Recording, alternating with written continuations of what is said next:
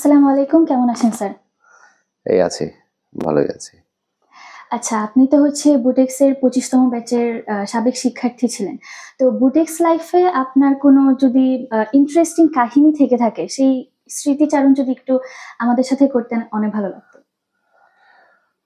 বুটেক্সের interesting কিছু বলতে হলে তো আসলে অনেক কিছুই আছে। আবার আহ, মানে ইন্টারেস্টিং আবার ইন্টারেস্টিং না, এরকম অনেক স্মৃতিই থাকে। শুধুই যে ইন্টারেস্টিং থাকে এরকম না।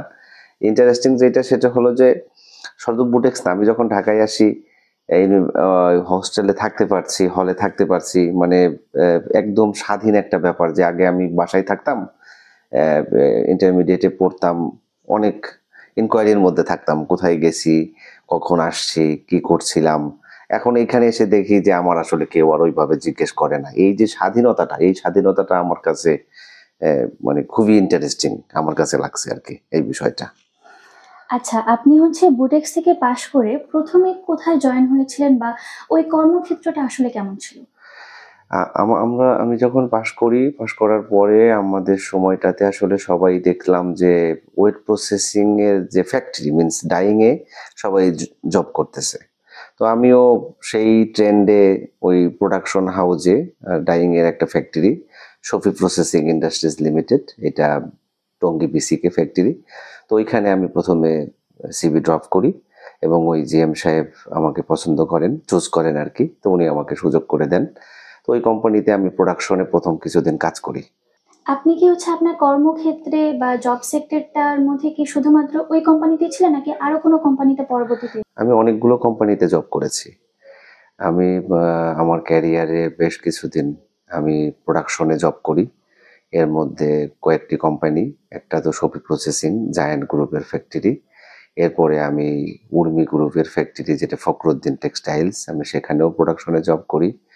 এরপর জেকে গ্রুপে আমি প্রোডাকশনে জব করি। পূর্বানীতেও আমি অল্প কিছুদিন প্রোডাকশনে জব করি। তো প্রোডাকশনে অলমোস্ট আমি 7 ইয়ার্সের মতো আমি কাজ করি।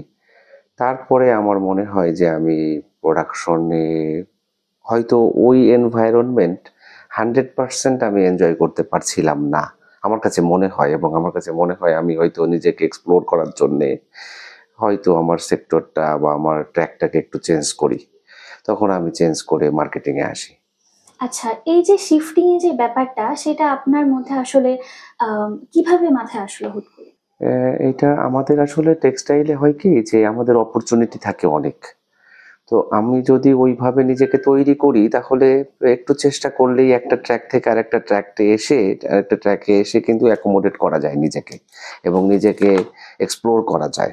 তো আমার কাছে মনে হলো যে ডাইং এর জবটা আসলে একেবারে গদ বাঁধা আমার কাছে মনে হলো। এটা অন্যদেরটা আমি বলবো না। তো আমার কাছে মনে হলো ডেইলি রুটিনে একই টাইপের জব। তো তখন আমার মনে হলো যে আমি একটু ডিফারেন্ট কিছু করি। আমি আসলে মানুষ, একটু স্বাধীন চেতা, একটু ঘুরতে ভালো লাগে। ওই রুটিন জব বলতে অর্থাৎ একই ডেস্কে নিয়মিত সকাল ৮টায় আসো, সন্ধ্যা ৭টায় বের হও, ওখানে টাইমও বেশি দিতে হয়। তো তখন আমার মনে হলো যে আমি একটু ডিফারেন্ট জায়গায় যাই, যেটাতে আমি একটু কমফোর্ট ফিল করি। আসলে ওই জায়গা থেকেই আমি আমার ট্র্যাকটা চেঞ্জ করি, এবং আমার মনে হলো যে আমি যদি একটু ফ্যামিলি লাইফে একটু বেশি টাইম দিতে পারি আমার জন্য ভালো হয়। আচ্ছা, হাইটেক কালার কোম্পানি লিমিটেড এইটার ব্র্যান্ডিং এর যে ব্যাপারটা, ব্র্যান্ডিংটা আপনারা কিভাবে করে থাকেন? বা এই কোম্পানিটা আসলে কি ধরনের স্ট্র্যাটেজি আসলে এপ্লাই করে তাদের মার্কেটিং এর ক্ষেত্রে? হাইটেক কালার কেম লিমিটেড আসলে যেভাবে মার্কেটে একটা ব্র্যান্ড হিসেবে প্রতিষ্ঠিত হয়েছে, এর পাশাপাশি আসলে কালার টেক্সেরও একটা অবদান আছে। তো আমরা হাইটেক কালার কেম লিমিটেড মূলত টেক্সটাইল কেমিক্যালস নিয়ে কাজ করে। এটার কিছু আছে অক্সিলারিস, কিছু আছে সাইজিং কেমিক্যালস, আর কিছু আছে ডাই স্টাফস।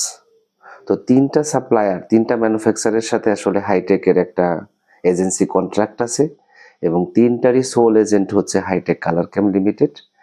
৩টার ম্যানুফ্যাকচারারেরই নিজস্ব কিছু পলিসি আছে, পাশাপাশি হাইটেকেরও নিজস্ব কিছু পলিসি আছে।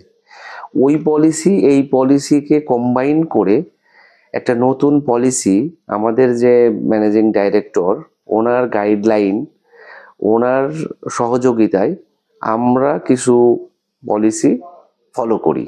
আমাদের যারা আছেন আমাদের এই টিমে আমরা সবাই সেই বলে, এর মধ্যে কয়েকটি হলো যেটা আছে কাস্টমারের কমিটমেন্ট, মানে কমিটমেন্ট টু কাস্টমার। অ্যাকচুয়ালি আমরা কাস্টমারকে যে কমিটমেন্টটা করছি, যে সাপোজ সেটা হতে পারে টেকনিক্যাল, সেটা হতে পারে লজিক্যাল, সেটা হতে পারে কোনো ধরনের সাপোর্ট। এখন এই সাপোর্টেরও যদি আমি একটা টাইম ফ্রেম দিই, যে সাপোর্ট সে বলল যে আমার 25 কেজির একটা গুডস ইনস্ট্যান্ট দরকার, এখন আমি তাকে কমিট করলাম যে by tomorrow you will get ইট।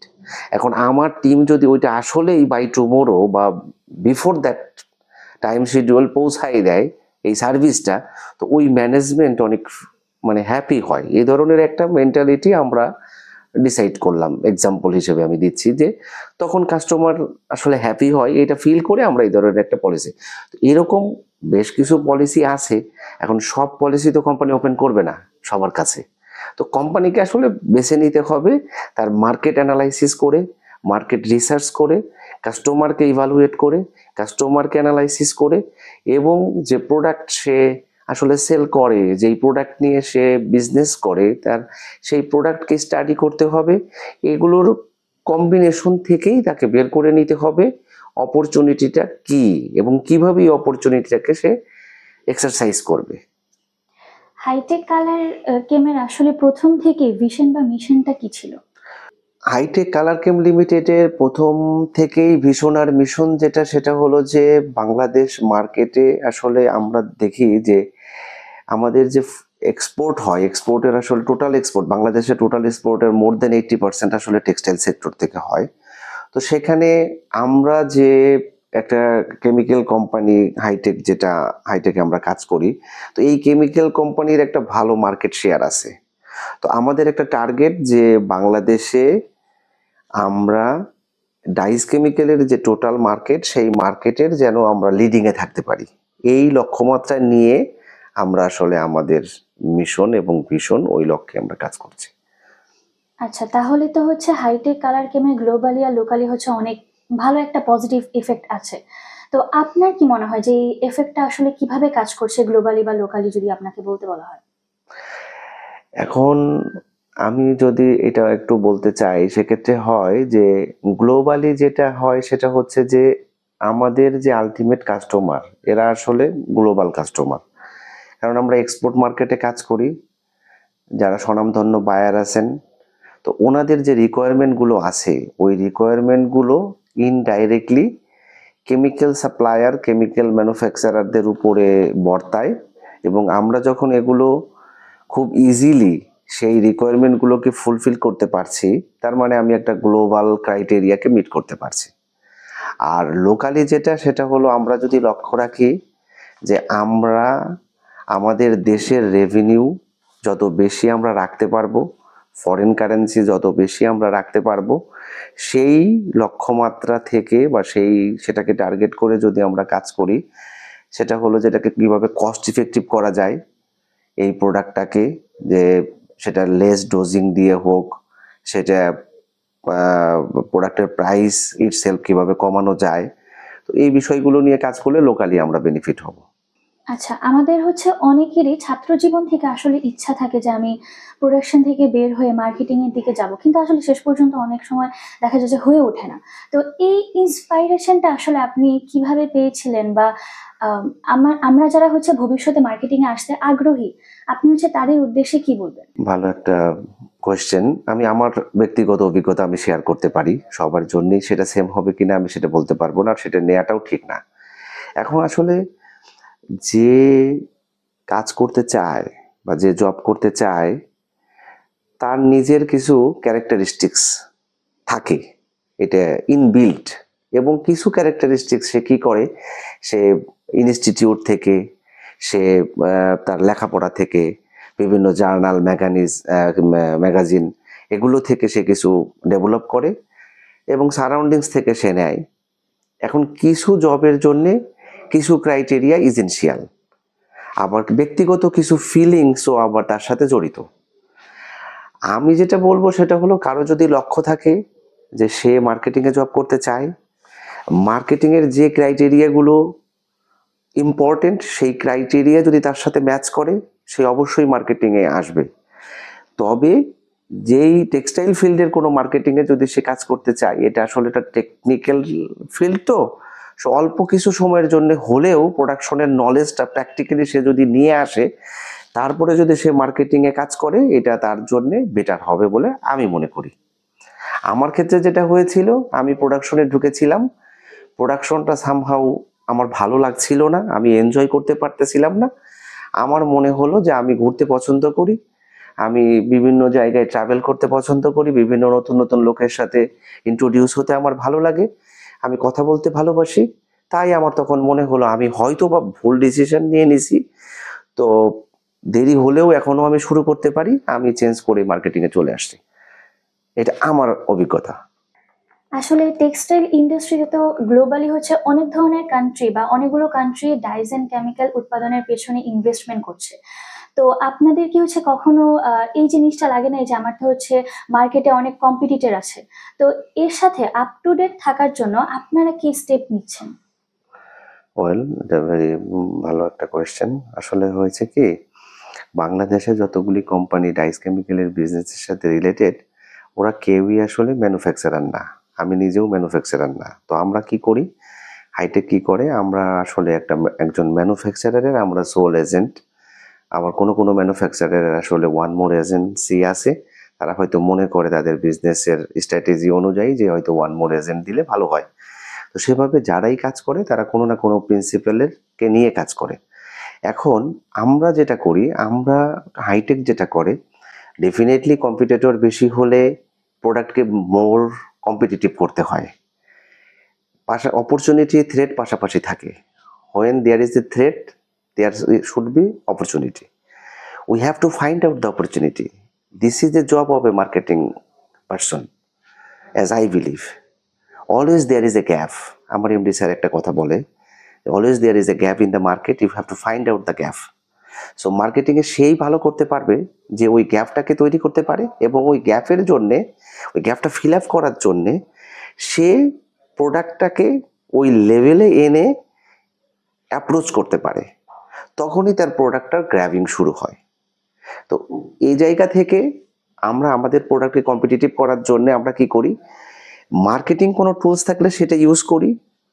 প্রোডাক্টকে যদি তৈরি করার ক্ষেত্রে যদি কোনো ফিডব্যাক, যেটা মার্কেট থেকে আমরা সবসময় আমাদের সেলস টিম কালেক্ট করতেছে, সেই মেসেজ আমরা মাদার কোম্পানি যারা ম্যানুফ্যাকচারার কালারটেক্স, সেই কালারটেক্সকে আমরা প্রোভাইড করি। কালারটেক্স সেই অনুযায়ী অনেক ক্ষেত্রেই আপ টু ডেট থাকে, অনেক ক্ষেত্রে কিছু করার লাগলে তারা সেই ব্যবস্থা নেয়, এবং কি ব্যবস্থা নিতে হবে যেটা মার্কেটের সাথে সামঞ্জস্য রেখে আমরা করছি কাজ। আমরা এখন পর্যন্ত সাকসেসফুলি সেগুলো করছি। এগুলো অনেকটাই ইন্টারনাল থাকে, তো এটা সব কিছুই ডিসক্লোজ করা যায় না, বাট আমরা এটা করি। এটা না করলে আসলে কোনো কোম্পানি তো লং টার্ম সার্ভাইভ করতে পারে না। যেমন এক সময় কোডাক ছিল, এখন মার্কেটে কোডাক নাই। বর্তমানে তো হচ্ছে ডিজিটাল প্রযুক্তি যুগে অনেক ক্ষেত্রে বা অনেক সেক্টরে এআই চলে আসছে। আসলে এই এআই এর ব্যাপারটা কি হচ্ছে আপনাদের কোম্পানিতেও শুরু করেছে কালারটেক্স? সত্যি কথা বলতে গেলে এআই হয়তো বা অ্যাডভান্স আর্টিফিশিয়াল ইন্টেলিজেন্স, আমরা হাইটেক এখনো ওইভাবে আর্টিফিশিয়াল ইন্টেলিজেন্সকে আমরা অ্যাডপ্ট করতে পারি নাই। আর কালারটেক্স আর্টিফিশিয়াল ইন্টেলিজেন্সকে ওইভাবে আসলে এখনো আমি যতটুকু জানি করেনি, বাট অটোমেশনে অনেকখানি আমরা করছি, যেটা আসলে আমি মনে করি automation also part of artificial intelligence. কিন্তু ফুললি আর্টিফিশিয়াল ইন্টেলিজেন্সকে আমরা এখন পর্যন্ত অ্যাডপ্ট করতে পারি নাই বা করি নাই, মনে করছি না হয়তো বা আমরা এখনো দেখছি না যে আমাদের মার্কেটে আমরা যাদের সাথে কাজ করি এই মুহূর্তেই আর্টিফিশিয়াল ইন্টেলিজেন্স ওইভাবে প্রভাব ফেলছে না এখন পর্যন্ত। হয়তো ইন ফিউচারে আমরা ওইটা নিয়ে কাজ করব, যদি মনে করি মার্কেট আসলে ওইটার দিকেই যাচ্ছে। কেমিক্যাল বা ডাইজ উৎপাদনের পিছনে কিন্তু আসলে আমাদের এনভায়রনমেন্টাল যে রিস্ক, এর পরিমাণ কিন্তু অনেক বেশি থাকে। তো আপনাদের কোম্পানি কি এই ধরনের রিস্ক কমানোর জন্য কোনো নিজে থেকে কোনো স্টেপ নেয় বা হচ্ছে কোনো পলিসি রয়েছে আপনাদের? Yes, definitely. অ্যাকচুয়ালি এগুলো যারা কেমিক্যাল ম্যানুফ্যাকচারিং করে তাদেরই ভূমিকাটা বেশি। তো সেক্ষেত্রে কালারটেক্স যেটা করে, কালারটেক্স জেডডিআইসির লেভেল 3-তে আছে, আমাদের ইকো পাসপোর্ট আছে। দ্যাট মিনস এনভায়রনমেন্ট রিলেটেড যা কিছু আছে আপ টু ডেট এবং যতগুলো নর্মস আছে, যতগুলো ক্রাইটেরিয়া ফুলফিল করতে হয়, আমাদের সবগুলি কমপ্লায়েন্সকে আমরা কমপ্লাই করি। সেক্ষেত্রে নট অনলি সার্টিফিকেট, কারণ আমরা মনে করি র মেটেরিয়ালস থেকেই আসলে শুরু হয়। এনভায়রনমেন্টকে কনসিডার করে আমি যদি র মেটেরিয়ালস পারচেস শুরু করি, তো আলটিমেটলি আমার যে ফাইনাল প্রোডাক্ট হবে সেটা এনভায়রনমেন্ট ফ্রেন্ডলি হবে। এবং প্রোডাক্টকে এমনভাবে ডিজাইন করা যেন অল্প একটু ইউজ করলে, অর্থাৎ লেস ডোজিংয়েই যেন আমার ওই ফাইনাল যে গোল সেটা যেন আমি অ্যাচিভ করতে পারি। সেরকম কালারটেক্সের বেশ কিছু ইনিশিয়েটিভ আছে, বলতে গেলে অনেক সময় লাগবে। একটা আমি বলি, সেটা হলো যে এই কেমিক্যাল ম্যানুফ্যাকচারিং ইন্ডাস্ট্রিতে প্রচুর ওয়াটার লাগে, সো কেমিক্যাল ম্যানুফ্যাকচারিংয়ে। তো সেক্ষেত্রে কালারটেক্স গ্রাউন্ড ওয়াটারের উপরে ডিপেন্ড করে না। তাহলে সে কিভাবে এই ওয়াটারটাকে ম্যানেজ করে? ওরা রিভার ওয়াটার কালেক্ট করার জন্যে 16 কিলোমিটার লং একটা ড্রেনেজ নিজেদের সাথে ওই দেশের গভর্নমেন্টের একটা বাইল্যাটারাল কন্ট্রাক্টের মাধ্যমে গভর্নমেন্টের সহযোগিতা নিয়ে 16 কিলোমিটারের ড্রেনেজের মাধ্যমে সেই ওয়াটারটাকে রিভার থেকে এনে নিজস্ব রিজার্ভারে আগে রিজার্ভ করে। সেই রিজার্ভারের ক্যাপাসিটি হচ্ছে 4 লাখ কিউবিক মিটার। সো সেইটাকে রিজার্ভ করার পরে নিজস্ব পাম্পিং সিস্টেমের মাধ্যমে সেটাকে তারা ইনপুট ওয়াটার হিসেবে দেয়। তো আমরা এখান থেকেই অনুমান করতে পারি, আমরা যেহেতু সরাসরি কালারটেক্সের সাথে কাজ করি, আমরা বলতে চাই আমাদের কাস্টমারকে এবং বলিও সবাইকে, সো এই কনসার্ন খুব কম ম্যানুফ্যাকচারিং কোম্পানির ক্ষেত্রেই তারা নিতে পারছে, তারা করতে পারছে। সো কালারটেক্সের মিশনের কথা যদি চিন্তা করি, কালারটেক্সের মিশন হচ্ছে আগামীতে টেক্সটাইলে one of the leading chemical manufacturer হিসেবে তারা দেখতে চায় নিজেদের। সেই ভিশন সামনে রেখে বিভিন্ন রকমের মিশন নিয়ে আমরা কাজ করছি। এই পর্যন্ত হাইটেক কালার কেমের সাথে তো আপনার হচ্ছে অনেক বছরের একটা জার্নি রয়েছে। তো আপনার ক্ষেত্রে হচ্ছে কি কি ধরনের ডিফিকাল্টিজ হচ্ছে আপনি ফেস করেছেন? ডিফিকাল্টিস আমরা যেটা ফেস করেছি হাইটেকের কাছ থেকে, আসলে হাইটেকের থেকে আমরা কোনো ডিফিকাল্টিস ফেস করিনি বলতে গেলে। কেন যে হাইটেকের যে ম্যানেজমেন্ট, এই ম্যানেজমেন্ট অনেক ফ্রেন্ডলি, অনেক রিল্যাক্স। তো আমরা যেটা ডিফিকাল্টিস ফেস করি, মার্কেট থেকে কিছু ডিফিকাল্টিস থাকে সবসময়, কোনো কিছু আসলে সহজে অ্যাচিভ করা যায় না। তো সেই ডিফিকাল্টিস গুলো আমরা প্রথমে ইনফরমেশন নিয়ে আসার পরে সেই ডিফিকাল্টিস নিয়ে আমরা আমাদের টিমে প্রথমে ডিসকাশন হয়।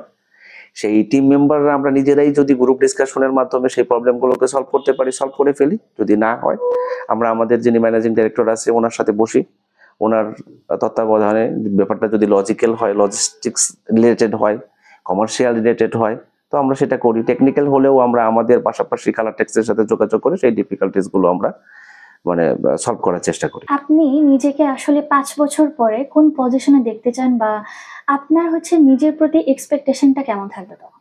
ডেফিনেটলি প্রত্যেকেই তো চায় তার গ্রোথ হোক, সে ব্যক্তি পর্যায়েই হোক আর কোম্পানি পর্যায়েই হোক। তো আমরাও চাই আমরা এখন যেখানে আছি, কোম্পানিও 5 বছরে যেন অন্তত 25% মোর গ্রোথ করে সেই পজিশনে যায়। আমিও চাই ব্যক্তিগতভাবে আমার যে গ্রোথ আছে এটা যেন অ্যাটলিস্ট 25% রিচ করে। স্টুডেন্টদের জন্য বা বুটেক্সে থেকে যারা হচ্ছে আমরা পড়াশোনা করছি, আপনার জুনিয়রদের জন্য যদি হচ্ছে আপনার কিছু বলা থাকে বা উপদেশ দেওয়া থাকে, আপনার উপদেশটা আসলে কি হবে? ছোট্ট একটা মেসেজ দিতে চাই, সেটা হলো যে আমরা প্রত্যেকেই যেটা ভুল করি বা হয়ে যায় অনেকের ক্ষেত্রেই, আমরা যখন স্টুডেন্ট অবস্থায় থাকি আমাদের এক্সপেকটেশন একরকমের থাকে, আমাদের গোল একরকম থাকে, কিন্তু টেক্সটাইল ফিল্ডে যখন আমরা প্র্যাকটিক্যালি জব করি তখন আসলে টোটালি আমার কাছে ডিফারেন্ট মনে হয়। কারণ এই এনভায়রনমেন্ট সম্পর্কে স্টুডেন্ট লাইফে ধারণাটা আমাদের সময় পর্যন্ত আমরা পাইনি। এখন আমি জানি না ইউনিভার্সিটিতে এই ব্যাপারগুলোকে আসলে প্র্যাকটিক্যালি বোঝানো হয় কিনা, এবং অনেক বেশি ফ্যাক্টরিতে আসা উচিত রিয়েল এনভায়রনমেন্টকে নেয়ার জন্যে, রিয়েল এনভায়রনমেন্টকে বোঝার জন্যে, রিয়েল বিহেভিয়ারকে একটু অ্যাডপ্ট করার জন্যে। তো তাহলে হয় কি, স্টুডেন্ট লাইফ থেকেই যদি আমার একটা গোল থাকে, ওই ডিসস্যাটিসফ্যাকশনের জায়গাটা তৈরি হবে না। না হলে হয় কি, ফিল্ডে এসেই অনেকটা ডিসস্যাটিসফ্যাকশন অ্যারাইজ করে। তো যে কোনো কাজের মধ্যেই যদি স্যাটিসফ্যাকশন না থাকে, তো ওই গোলটাকে অ্যাচিভ করতে একটু সময় বেশি লাগে। তো আমি শুধু এতটুকুই বলবো যে তোমরা যেই ফিল্ডেই জব করতে চাও না কেন সেই ফিল্ডে বারবার আসো, সেই ফিল্ডে তোমার পরিচিত যারাই আছে তাদের কাছে আসো, তাদের জব এনভায়রনমেন্টটাকে বোঝার চেষ্টা করো, রিয়েলিটিটাকে বোঝার চেষ্টা করো, তাহলে আমার মনে হয় অনেকটা বেটার হবে। আপনি আপনার বর্তমান পজিশন নিয়ে কতটুকু স্যাটিসফাইড বলে মনে করেন? আমি আমার বর্তমান পজিশন নিয়ে আমি যদি বলতে চাই, আসলে এটা বলা ঠিক না, বাট তারপরও আমি স্যাটিসফাই এজন্যই, এটা আসলে ডিপেন্ড করে ডিমান্ড কতটুকু, ডিমান্ডের সাথে আসলে স্যাটিসফ্যাকশন অনেকখানি না, আমি মনে করি সম্পূর্ণটাই রিলেটেড। অনেকে 100 কোটি টাকার সম্পদের মালিক হওয়ার পরও তার স্যাটিসফ্যাকশন থাকে না, আবার অনেকে 1 কোটি টাকা যদি তার ব্যাংকে ডিপোজিট থাকে, আবার টাকা নাই তারপরও তার মধ্যে স্যাটিসফ্যাকশন আছে। সো স্যাটিসফ্যাকশন ডিপেন্ড করে ডিমান্ডের উপরে। আমি আমার জায়গায় আমি সন্তুষ্ট। ভার্সিটি লাইফে থাকতে বা স্টুডেন্ট থাকতে হচ্ছে নিজেকে যেই জায়গাতে দেখতে চেয়েছিলেন, আপনি কি সেটা পূরণ করতে পেরেছেন বলে মনে করেন? হ্যাঁ, স্টুডেন্ট লাইফের যে কনটেক্সট, তখন আমার যে এক্সপেকটেশন ছিল সেই এক্সপেকটেশন অনুযায়ী আমি মনে হয় একটু ভালোই আছি, আমি স্যাটিসফাইড ইন দ্যাট কেস। অসংখ্য ধন্যবাদ আমাদেরকে আপনার এত গুরুত্বপূর্ণ সময় দিয়ে সাথে থাকার জন্য। তোমাদের সবাইকেই ধন্যবাদ, যারা ক্যামেরার সামনে আছে তাদেরকেও ধন্যবাদ, যারা পেছনের থেকে কারিগরি সহযোগিতা করছে তাদেরকেও ধন্যবাদ। বুটেক্স রেডিও টোটাল ক্লাবটাকেই আমি ধন্যবাদ জানাচ্ছি এ ধরনের একটা ইনিশিয়েটিভ নেওয়ার জন্য। আপনাদের সবাইকে অসংখ্য ধন্যবাদ এত গুরুত্বপূর্ণ সময় দিয়ে আমাদের সাথে থাকার জন্য। নেক্সট কোনো এপিসোডে আবার দেখা হবে আপনাদের সাথে। সেই পর্যন্ত সাথে থাকুন, ভালো থাকুন, বুটেক্স রেডিও সঙ্গে থাকুন। ধন্যবাদ।